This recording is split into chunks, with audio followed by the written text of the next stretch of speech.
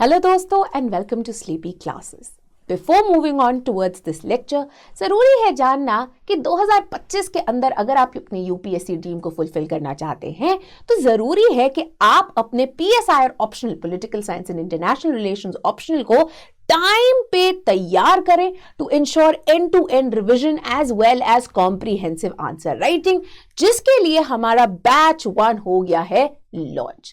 Now, what is even more important that despite resounding success, we ensure कि हमारे prices continue to remain at an affordable point ताकि कहीं से भी अगर बच्चा आ रहा हो वो इनको खरीद सके, इन्हें अवेल कर सके, राइट। सो हमारा मेंटरशिप कोर्स जो है एंड टू एंड कोर्स है, जहां पे ना ही आपको video lectures, complete video lectures provide किए जाते हैं ना, इंपॉर्टेंटली रिकॉर्डेड लेक्चर्स है। रिकॉर्डेड क्यों है? ताकि आप इनको अपने पेस पे देख सकें, बफरिंग की आपको कोई टेंशन ना हो, बट ये अपडेटेड नवे लेक्चर्स हैं एंड वेरी इंपॉर्टेंटली इनके ऊपर भी, ताकि मेंस 2024 तक अगर कोई डेवलपमेंट आए आपको टेंशन ना हो। इसके अलावा हम मंथली करंट अफेयर्स लेक्चर्स जो है वो भी प्रोवाइड करते हैं along with mentorship by academic mentor and selected officer mentors, जो आपके स्ट्रेटेजिक मेंटर्स होते हैं। डेडिकेटेड टेलीग्राम ग्रुप है, मेरे साथ monthly live Zoom interactive sessions हैं,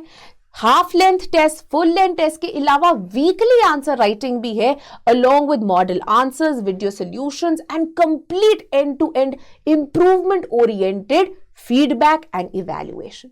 इसके अलावा मेन से पहले cheat sheets, answer TV debates की समरीज, एवरीथिंग आपको प्रोवाइड किया जाएगा, राइट। हाउएवर अगर आपको 22,000 कॉस्ट भी ज्यादा लगती है, आप अपने हिसाब से ले सकते हैं हमारे और भी मॉड्यूल्स को, including without answer evaluation which cost only ₹12,000 and with answer evaluation at 18,000.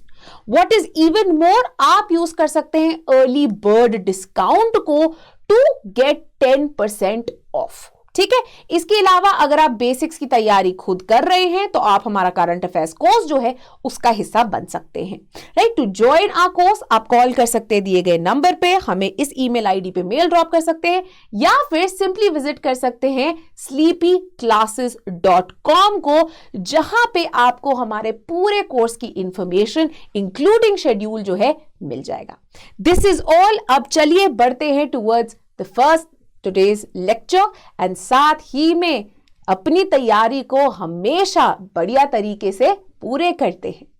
Now we saw कि the concept of security ने क्या हुआ है कि उसकी जैसे जैसे डेवलपमेंट होती गई है, we have realized कि पावर मेंटेन करना एंड सिक्योरिटी मेंटेन करना कितना ज़्यादा कॉम्प्लेक्स होता जा रहा है। साथ ही में हमने बात की थी about balance of power and the idea of balance of terror. Balance of terror के अंदर हमने देखा था कि अंडरलाइंग आइडियोलॉजी क्या है, डेटरेंस की, कि अगर आपके पास न्यूक्लियर वेपन्स है, अगर मेरा जो दुश्मन है उसके पास भी न्यूक्लियर वेपन्स हैं, तो हम में एक कन्वेंशनल वॉर भी ब्रेकआउट होने की जो पॉसिबिलिटी है वो कम हो जाती है। क्यों? बिकॉज हमें डर लग रहा है कि कहीं ये कन्वेंशनल वॉर एस्केलेट होके एक न्यूक्लियर वॉर ना बन जाए, ठीक है। So me as a rational actor, आखिरकार रियलिज्म एंड लिबरलिज्म दोनों का ही एक अंडरलाइन थ्योरी की शुरुआत किससे होती है? Of because individuals are rational actors, therefore states are also rational actors, ठीक है। तो ये रैशनैलिटी की जो मेन पुश है वो क्या कहती है कि अब मैं अपने आप को तो डिस्ट्रॉय करना नहीं चाहता, no matter what, right. So to save myself from destruction, right, the correct way to move forward is what? Nuclear deterrence. कि अगर मेरे पास भी न्यूक्लियर वेपन्स है और मेरे अग्रेसर के पास भी न्यूक्लियर वेपन्स है, तो both of us will be scared to go out into an all out fight against each other, and हम प्रेफर क्या करेंगे? प्रेफर करेंगे कि सूझबूझ से इकट्ठे बैठ के नेगोशिएशंस के थ्रू, कॉम्प्रोमाइज के थ्रू हम अपनी जो डिफिकल्टीज हैं उन्हें हम सुलझा लें, राइट। अब हमने पिछले उनमें भी बात की थी कि कई ऐसे कॉन्सेप्ट होते हैं जो कि बहुत ही ज्यादा बातचीत में आते रहते हैं। याद है हमने बैरी बुजान के काम की बात की थी, राइट, जो कि कोपेनहेगन स्कूल ऑफ सिक्योरिटाइजेशन के ऊपर जो है काम आता है। बैरी बुजान अब कहते हैं दैट सिक्योरिटी भी जो है एक स्पीच एक्ट से रिलेटेड है। स्पीच एक्ट से रिलेशन का मतलब कि मतलब there are certain things that are talked about and then there are certain things that are not talked about, right? तो फॉर एग्जाम्पल हम अब आस पास अगर हम न्यूक्लियर प्लाट अगर हम इंटरनेशनल ऑर्गेनाइजेशंस में देख ले, जो मीटिंग्स होती है और वेरियस अदर रीजनल ऑर्गेनाइजेशंस उनमें देख ले, things like deterrence, things like nuclear weapons, things like nuclear proliferation, इनकी बातचीत होती रहती है along with certain other things like terrorism बहुत बढ़ रहा है and so on so fourth. मतलब क्या, इनको हम सिक्योरिटी के कॉन्सेप्ट के अंदर इंक्लूड कर लेते हैं because these are the things that we popularly talk about. On the other hand, like post structuralist feminists ने point out किया था that there are certain things that we don't even talk about. Security is silence, so we need to even focus on those areas wherein people might be जान पूछ के being silenced या फिर किसी और तरीके से उनको साइलेंस किया जा रहा है और वो हम मेन स्ट्रीम कॉन्वर्सेशन में नहीं देख रहे, मेन स्ट्रीम मीडिया में नहीं देख रहे। तो उन चीजों को भी सिक्योरिटी के अंदर इंक्लूड करना बहुत ज्यादा जरूरी है, जो कि Copenhagen school including people like Buzan fail to do, right? तो जेंडर को फॉर एग्जांपल उन्होंने इंक्लूड नहीं किया इन द थिंग्स जो कि सिक्योरिटी में इंक्लूड होनी चाहिए, है ना? उन्होंने बात कर ली सिक्योरिटी, उन्होंने बात कर ली सोसाइटी, इकोलॉजी, इकोनॉमिक्स, इन सब की बात कर ली, but gender as a concept की बात नहीं की, ethnicity and ethnicity based conflicts की बात नहीं की, रिलीजियस कॉन्फ्लिक्ट्स की बात नहीं की, जिनको भी सिक्योरिटी का एक हिस्सा बनाना जरूरी है। अब सिक्योरिटी, मेन स्ट्रीम सिक्योरिटी के अंदर एक जो मैसिव कंसर्न है is with regard to deterrence and कितना इफेक्टिव है deterrence in preventing the breakout of an all out war. ठीक है, अब डेटरेंस का जो आइडिया है एक काफी पुराना आइडिया है जो कि चलता आ रहा है।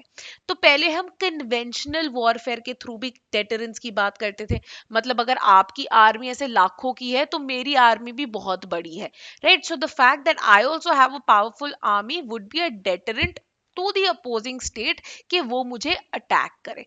ठीक है, तो डिफरेंट डिफरेंट तरीकों से हम डेटरेंस आजमाते आ रहे हैं, उसको अप्लाई करते आ रहे हैं।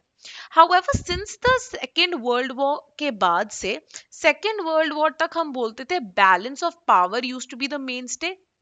However, post the Second World War, especially after the 1945 bombing of Hiroshima and Nagasaki, people realized क्या balance of terror। और ये balance of terror किसके बेस था? न्यूक्लियर डेटरेंस पे बेस था कि ये जो अब न्यूक्लियर वेपन्स डेवलप हो गए हैं, स्पेशली लेड बाय द दो जो बिग पावर्स थी during the cold war, that is United states of America and Soviet union. ठीक है, इन दोनों के बीच का जो एक कंपटीशन हो गया था शुरू of accumulating more and more weapons, उसके कारण ये डिटेरेंस की स्ट्रैटेजी जो है और ज्यादा इंपॉर्टेंट हो गई। ठीक है, थॉमस शेलिंग जो है, Thomas shelling is one of the game theorist. Thomas shelling के काम के ऊपर हमने पहले ही बात की हुई है।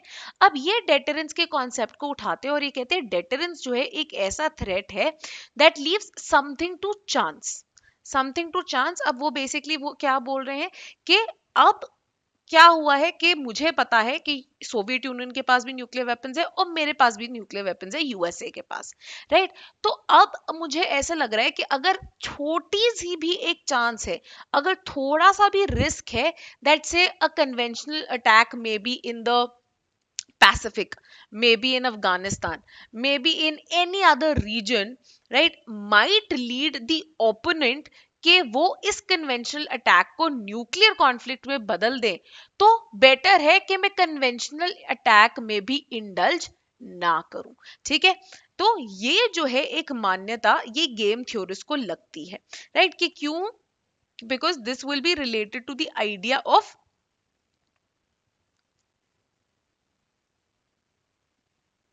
Right, wherein you have everything to loose.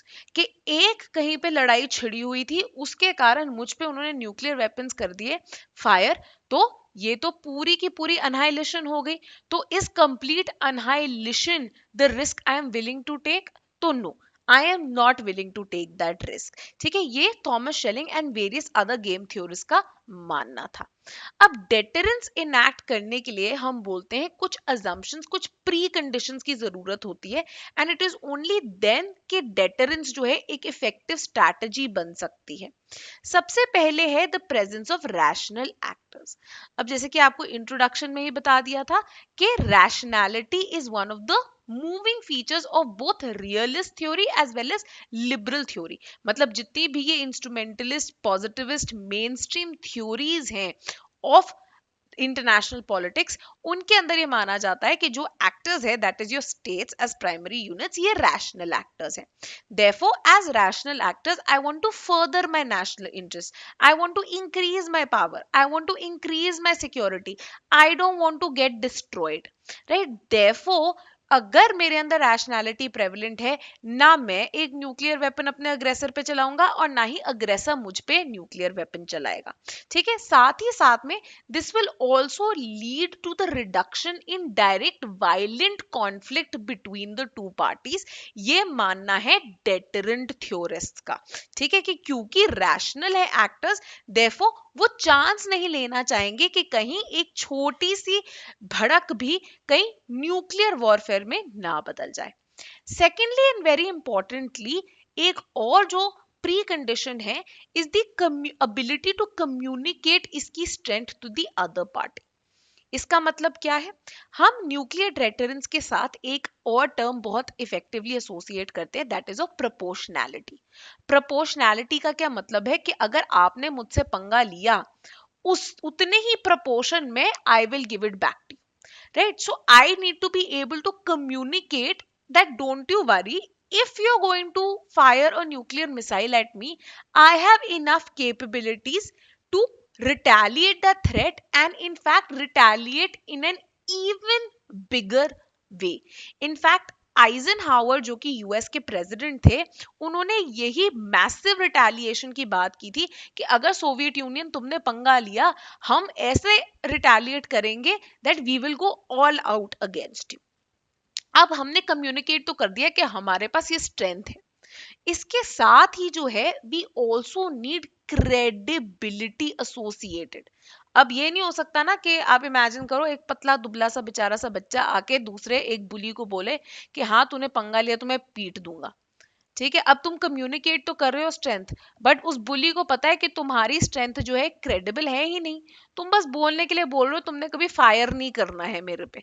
ठीक है, तो क्रेडिबिलिटी ऑफ स्ट्रेंथ होने की भी जो है बहुत ज्यादा जरूरत है कि दूसरे एडवर्सरी को पता हो that yes, if I mess with them और if I try to indulge in such tactics, इनके पास पक्का ही इतने वेपन्स अवेलेबल हैं कि ये जो है मेरे को थ्रेटन कर सकते हैं, ये मुझे डिस्ट्रॉय कर सकते हैं। ठीक है, in fact on the basis of this हम बात करते हैं किस तरह से United states went over and above having just direct deterrence. Direct deterrence क्या है? यूएसएसआर ने मुझ पे हमला बोला तो मैं वापस आप पे हमला बोल दूंगा।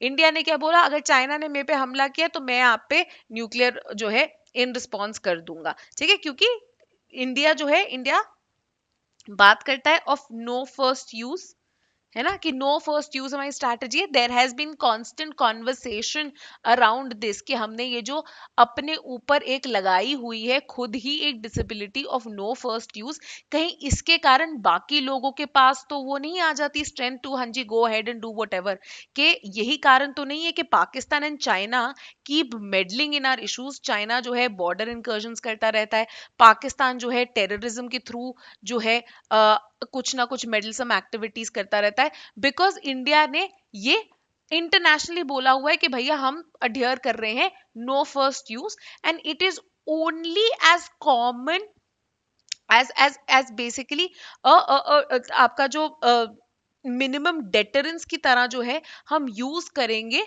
अपना जो न्यूक्लियर वेपन है। तो हमने जो डेवलप किए हैं nuclear capacities, it isn't for first use, मतलब हम पहले अटैक नहीं करेंगे, अगर हम पे अटैक हुआ तो उस अटैक को सहने के लिए एंड डिटर करने के लिए उतनी कैपेबिलिटीज है हमारे पास, राइट। तो इसके ऊपर तो जो है एक क्वेश्चन मार्क भी हो सकता है कि चलो ये तो कभी यूज ही नहीं करने वाले, तो लेट्स कीप पुशिंग देम, जितना हम पुश कर सकते हैं उतना करते रहते हैं।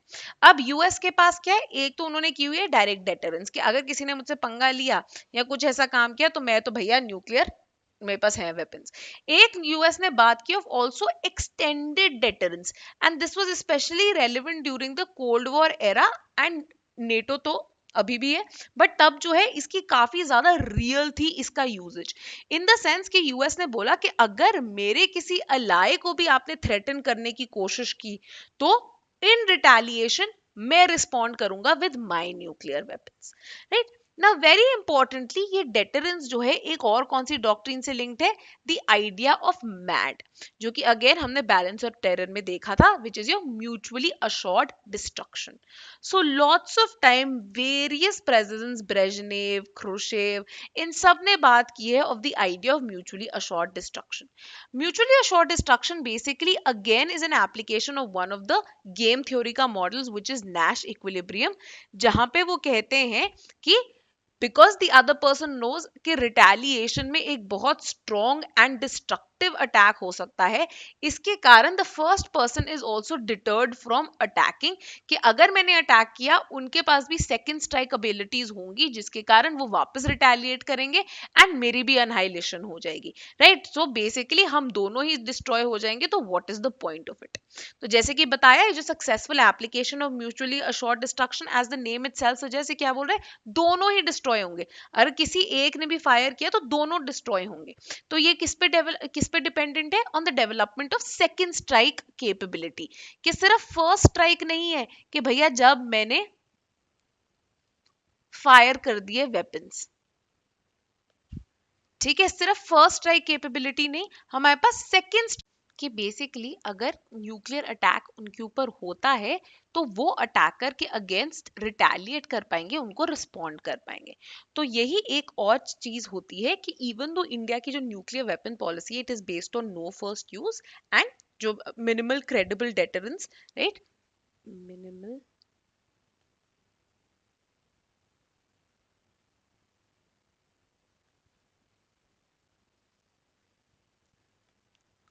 राइट, हमारे पास जो है सेकेंड स्ट्राइक एबिलिटी है, ठीक है। सेकेंड स्ट्राइक एबिलिटी का क्या मतलब है कि अगर हमारे लैंड के ऊपर या कहीं पे भी अटैक हुआ, हमारे पास इंटरमीडिएट रेंज बैलिस्टिक मिसाइल्स हैं to respond with, intercontinental ballistic missiles हैं टू रिस्पॉन्ड विथ, ठीक है। साथ ही में जैसे जो आपकी अग्नि 4 है, अग्नि 5 है, ये सारी, साथ ही में we also have various bombers जो एयरक्राफ्ट्स हैं which are capable of carrying nuclear bombs such as Mirage हो गया, जैगुआर, MiG-27 तो अब चले गए, बट रफाल एटसेट्रा जो हैं ये सब हैं। साथ ही में इंडिया ने पूरा अपना न्यूक्लियर ट्रियाड क्या होता है, बेसिकली आपके पास लैंड कैपेबिलिटी है, सी कैपेबिलिटी एंड एयर कैपेबिलिटी है of sending out nuclear weapons, ठीक है। लैंड कैपेबिलिटी तो होगी जो हमारी अग्नि रेंज ऑफ मिसाइल्स हैं, सिमिलरली आपको एयर का भी बता दिया। साथ ही में इंडिया ने अपना न्यूक्लियर ट्रियाड भी पूरा कर लिया with the commissioning of INS Arihant 2016 में जो कमीशन हुई थी, जो कि इंडिया की पहली सबमरीन है, राइट, जो कि इंडिजिनस भी बनाई गई है, एंड ये nuclear powered ballistic missile submarine है जिसके अंदर K-15 मिसाइल्स जो हैं ये लगती हैं, ठीक है। तो वेरी इंपॉर्टेंट यहाँ पे कि हमारे पास ट्रियाड जो है वो पूरा का पूरा तैयार है फॉर सेकेंड स्ट्राइक कैपेबिलिटी। इसी से एसोसिएटेड एक और जो चीज है दैट वाज अगेन केनेडी के अंदर, राइट, बनाया गया था, स्पेशली यहाँ पे मेजर कंट्रीब्यूशन था उनके सेक्रेटरी ऑफ डिफेंस रॉबर्ट मैकनामरा का, जिन्होंने बनाई थी the strategy of flexible response, right. ये आइजनहावर की जो मैसिव रिटेलिएशन स्ट्रैटेजी थी उसको रिप्लेस करती थी, right, and this was based on the work of a general Maxwell Taylor जिनकी किताब का नाम था uncertain trumpet. Flexible response basically क्या है, ये कहती है कि there can be several options across the spectrum warfare के लिए other than nuclear option to deal with enemy का अग्रेशन, कि एनिमी जो है अग्रेसिव बनते जा रहे हैं, कहीं ना कहीं से वो जो है हमको अटैक करते जा रहे हैं, तो nuclear option can't be the only option, right. अब साथ ही में जो है एक और चीज उन्होंने बोली थी, उन्होंने कहा कि अब ऐसा भी हो सकता है कि उन्होंने हमको अटैक किया तो हम अपनी रिटेलिएटरी कैपेबिलिटी जो है तैयार करके रखें, और इसी से निकल के आया था ये न्यूक्लियर ट्रियाड का आइडिया, दैट हमें डाइवर्सिफाई करनी है अपनी स्ट्रेटेजिक फोर्स, हमें अपना स्ट्रेटेजिक ट्रियाड बनाना है ताकि अगर हम कभी अटैक भी हो हमारे पास बाकी एयर या सी कैपेबिलिटीज हो to retaliate against may be Soviet Union, ये यूएसए का मानना था। ठीक है, और इसी से ये nuclear triad and second strike capability की बातचीत हुई, जो कि अब हर कंट्री फॉलो करने की जो है कोशिश करती है। Now we come to the idea कि कितना सक्सेसफुल है, या क्या ये जो डेटरेंस की आइडिया है ये आज 21st सेंचुरी में भी उतना ही ज्यादा सक्सेसफुल हो सकता है। Now there have been many scholars, especially realists, जो कि मेजर फैंस हैं डेटरेंस के, राइट। तो केनेथ वॉल्स इनफैक्ट उन्होंने अंडरलाइन किया था किस तरह से डेवलपमेंट ऑफ न्यूक्लियर डेटरेंस के कारण जो है थ्रू आउट कोल्ड वॉर एक पीस बनी रही। साथ ही में उनका ये मानना था कि अगर हम horizontal proliferation of nuclear weapons की बात करें, हॉरिजॉन्टल प्रोलिफरेशन क्या होती है, मोर एंड मोर कंट्रीज जो हैं उनके पास न्यूक्लियर वेपन्स आ रहे हैं। वो कहते हैं वॉल्स कि ये न्यूक्लियर प्रोलिफरेशन जो है टू अदर कंट्रीज ये भी काफी धीरे रही है। तो ऐसा नहीं है कि आज से 193 में से 150 कंट्रीज के पास जो है वेपन्स आ गए हो, या इवन 50 कंट्रीज के पास वेपन आ गए हो। बहुत ही धीरे धीरे जो है ये न्यूक्लियर कैपेबिलिटी बन रही है, because obviously it is a very complex thing, right. अब बॉल्स कहते हैं कि ये जो ग्रेजुअल न्यूक्लियराइजेशन है इससे इनफैक्ट वर्ल्ड में स्टेबिलिटी और बढ़ेगी, क्योंकि जो नए न्यूक्लियर स्टेट्स हैं उनके ऊपर भी यही सेम कॉशन जो है एक्सरसाइज होगा ऑफ न्यूक्लियर डेटरेंस जो कि बाकियों पे हो रहा है, right. So they would say कि look at India Pakistan, right, कि वो भी जो है अब ज्यादा कॉशन करेंगे कि ऑल आउट वॉर्स ना हो, छोटे छोटे स्कर्मिशेस उनमें चलते रहे, बट एक पूरा का पूरा वॉर ना हो, क्योंकि एक कंस्ट्रेन है जो कि एक्ट कर रहा है उनके ऊपर। However, Mearsheimer जो है इसके ज्यादा सपोर्ट में नहीं है, and in fact believes in selective proliferation, कि आपके जो बिग फाइव हैं जो ऑलरेडी एनपीटी साइंड है उनके पास रहे, एंड बाकी किसी के पास जो है न्यूक्लियर वेपन्स नहीं आने चाहिए। In fact this is what also led to the Waltz Sagan debate, जो कि बहुत ही फेमस है इंटरनेशनल पॉलिटिक्स में। स्कॉट सगान जो है अगेन उन्होंने भी क्रिटिसाइज किया था वर्ल्ड्स के इस slow and gradual horizontal proliferation का, जहां पे उनका मानना था कि अगर न्यूक्लियर वेपन्स की बात की जाए तो जितने ज्यादा कंट्रीज के पास वेपन्स उतना ज्यादा बुरा हाल होगा। ठीक है, उनका मानना था कि प्रोफेशनल मिलिट्री ऑर्गेनाइजेशंस जो हैं, specially professional military organisations specially में अगर आप देखो कि यहाँ पे बहुत सारे बायसेस एग्जिस्ट करते हैं, जहाँ पे भी मिलिट्रीज बहुत स्ट्रांग होती है ना, या फिर जहाँ पे मिलिट्रीज का ज्यादा कंट्रोल होता है, जैसे कि पाकिस्तान हो गया, राइट। तो वहां पे क्या होता है, वहां पे पहला ही रिस्पॉन्स वो क्या करना चाहते हैं, बाय वॉर करना चाहते हैं, राइट। साथ ही में बहुत ही पैरोकियल इंटरेस्ट होते हैं उनके कि अरे हमारी सेल्फ रिस्पेक्ट को हार्म कर दिया, हमें ये कर दिया, हमें वो कर दिया, राइट, जिसके कारण जो है ऑफन डेटरेंस फेलियर्स आ जाते हैं, या फिर एक्सीडेंटल वॉर जो है ब्रेकआउट हो सकती है। In fact this is one of the major fears surrounding Pakistan की nuclear capabilities also, that imagine another military coup gone wrong and the nuclear capability falls in the wrong hands, and what will happen। ठीक है, एक बुरा हाल हो जाएगा, right, के हम जो है कहीं गलती से पाकिस्तान ने हम पे वॉर कर दी, even if we have a second strike capability, हम तो मैसिव डिस्ट्रक्शन देखेंगे because of the nuclear weapon. Now as per this another important work has been done by Vipin Narang. Vipin Narang अब क्या बोलते हैं, that you have to look at different kinds of nuclear posture.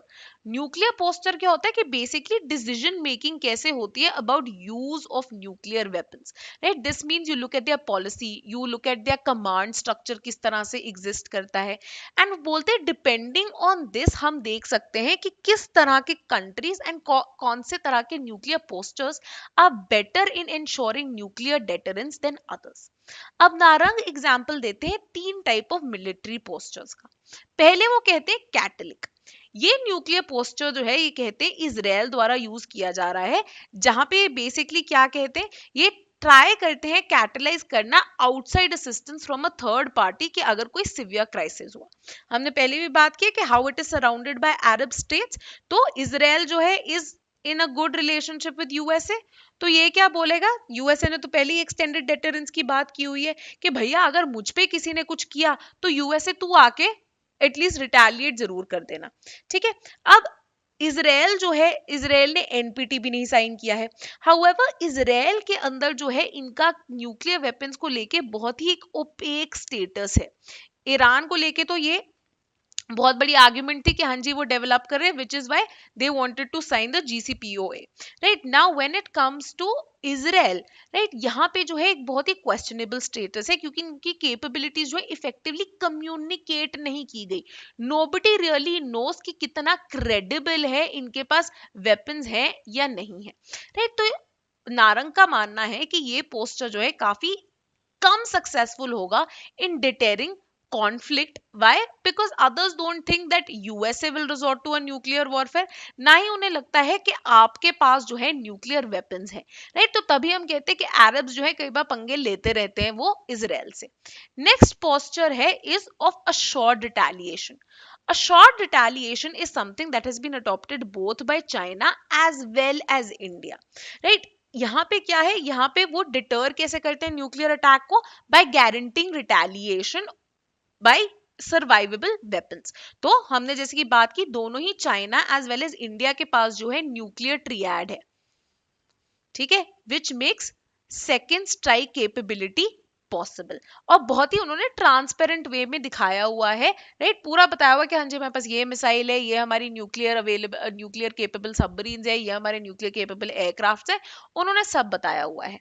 ठीक है, अब नारंग बोलते हैं इस पोस्टर का मिक्स इफेक्ट हो सकता है ऑन द कॉन्फ्लिक्ट, डिपेंडिंग कि अगर अटैक लो इंटेंसिटी है या हाई इंटेंसिटी है, एंड अगर अटैकर न्यूक्लियर है या नॉन न्यूक्लियर है। राइट तो ये बोलते हैं डिपेंडिंग ऑन दैट जो है ये अपने वेरिंग जो है इस्तेमाल करेंगे। Obviously when they are attacked by some country जिसके पास नहीं है nuclear warfare, they won't even, India ने तो पहले ही बोला हुआ है नो फर्स्ट यूज, तो ये थ्रेटन भी नहीं करेंगे, बोलेंगे हाँ जी हम कन्वेंशनल वॉरफेयर के साथ आपके साथ डील करेंगे। हाउएवर अगर एक न्यूक्लियर केपेबल पावर के साथ जंग हो जाती है, इमेजिन कीजिए पाकिस्तान के साथ या चाइना के साथ, इंडिया जो है अपनी nuclear capabilities and second strike capability का बोलेगी कि हाँ जी मैं इस्तेमाल करूंगी।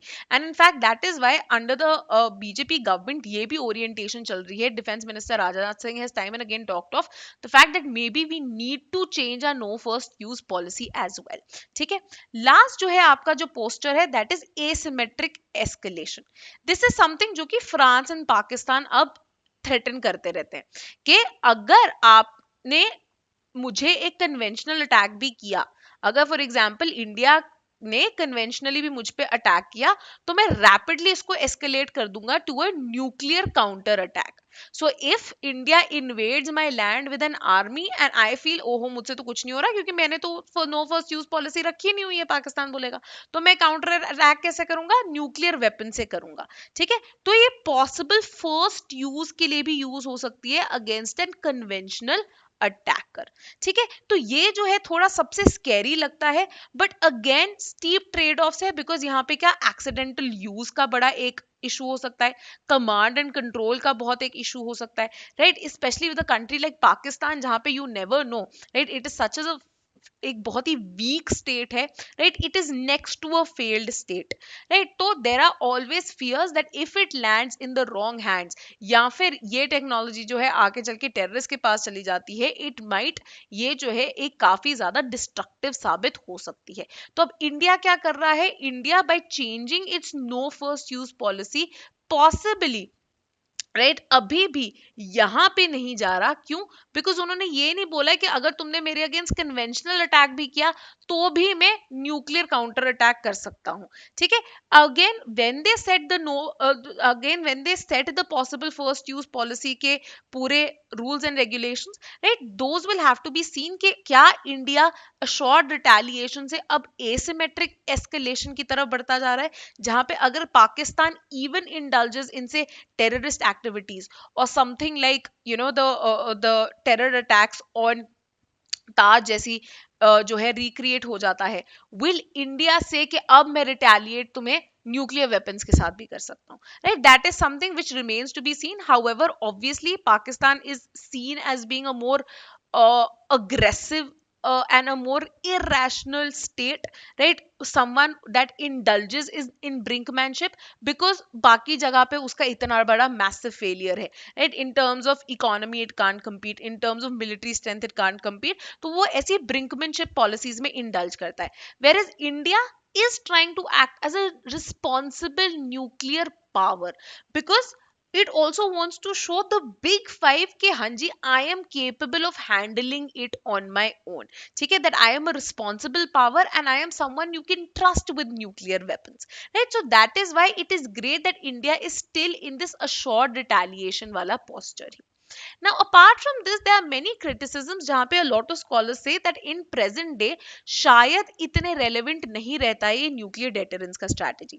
Right? People like Henry Kissinger तो पहले ही इसके against थे जहाँ पे उनका मानना था कि हम irrational actors का rise देख रहे हैं जिसके कारण nuclear arsenal rather than being a deterrent एक threat की तरह साबित हो सकते हैं. Right? So, for example, post 9/11 के बाद ही हमने देख लिया है इंटरनेशनल टेररिस्ट ऑर्गेनाइजेशंस का राइज. जिस तरह से स्प्रेड हुआ था ISIS at one point, it almost seem like an overwhelming force. So imagine a nuclear capable technology landing in the hands of ISIS. Similarly Ramesh Thakur भी कहते हैं कि जो सिक्योरिटी बेनिफिट्स प्रोवाइड करता था न्यूक्लियर डेटरेंस, अब आप देखिए कि what is the cost that you have to pay, including कि समटाइम्स ह्यूमन एरर ही हो सकता है या सिस्टम एरर ही हो सकता है जिसके कारण एक एक्सीडेंटल न्यूक्लियर वॉर जो है वो छिड़ जाए. देन एक और बहुत इंपॉर्टेंट काम आया है by the name of nuclear weapons and coercive diplomacy. यहाँ पे पॉलिटिकल साइंटिस्ट जो है Todd Sechser as well as Matthew Fuhrmann, उन्होंने दिखाया है, एक पूरा स्टेटिस्टिकल एनालिसिस किया उन्होंने पॉइंट आउट करने के लिए दैट कहीं पे भी प्रूव नहीं होता है कि जो न्यूक्लियर आर्म स्टेट्स हैं they were more successful than ऐसी कंट्रीज जिनके पास न्यूक्लियर वेपन्स नहीं है in forcing their adversaries to not indulge in territorial disputes. अब कहने को तो चाइना और इंडिया दोनों ही न्यूक्लियर पावर्स हैं, इंडिया एंड पाकिस्तान भी दोनों न्यूक्लियर पावर्स हैं, फिर भी इनके बीच में स्कर्मिशेस होती रहती हैं, छुटमुट लड़ाइयां होती रहती हैं, टेररिस्ट अटैक्स होते रहते हैं, वेरियस ऐसी चीजों में इंडल्ज करते रहते हैं. तो कहां पे गई आपकी डेटरेंस, है ना? शेलिंग ने तो पहला पॉइंट ही ये बोला था कि हम कन्वेंशनल वॉर में भी ऐसी वायलेंट चीजों में भी इंडल्ज करने से डरेंगे क्योंकि हमें होगा कि कहीं न्यूक्लियर वॉर ना छिड़ जाए. Right, so rather than talking और compromising or trying to create a safer environment, हम देख रहे हैं चाइना एंड इंडिया में भी अभी skirmishes ऑन है, कॉन्स्टेंटली बॉर्डर ट्रांसग्रेशंस ऑन है, सिमिलरली पाकिस्तान भी नहीं हटता. राइट, सो ये आइडियाज जो है अगेन जो कन्वेंशनल एक थॉट प्रोसेस था विद रिगार्ड टू डेटरेंस उसके अगेंस्ट जाते हैं. फर्दरमोर डेविड बैरिश भी पॉइंट आउट करते हैं किस तरह से न्यूक्लियर स्टेट्स जो हैं अब क्योंकि इतनी ज्यादा टेक्नोलॉजिकल एडवांसमेंट हो चुकी है, वो कहते हैं कि अब न्यूक्लियर वेपन्स के अंदर इतनी भी क्षमता है दैट अपने एडवर्सरी के ही न्यूक्लियर वेपन्स वो डिस्ट्रॉय कर दें.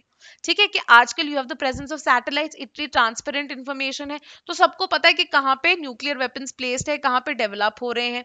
राइट, तो अब हमारी एक आइडिया क्या था न्यूक्लियर ट्रियाड डेवलप करने का या एक काउंटर डेटरेंस डेवलप करने का जिसको हम बोलते हैं काउंटर फोर्स वल्नरेबिलिटी, कि जहां पे अगर आपने हमको अटैक किया तो हम भी जो है रिटेलिएट कर सकते हैं विद सेकंड स्ट्राइक.